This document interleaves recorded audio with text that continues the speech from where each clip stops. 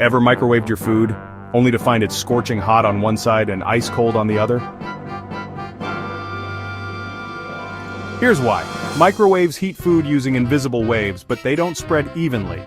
That's why some spots get lots of energy while others get almost none. The trick? Stir halfway through, or place your food off-center on the plate. And hey, if this little science tip just saved your dinner, you know what to do. Like and subscribe because I've got more life-saving science hacks for you.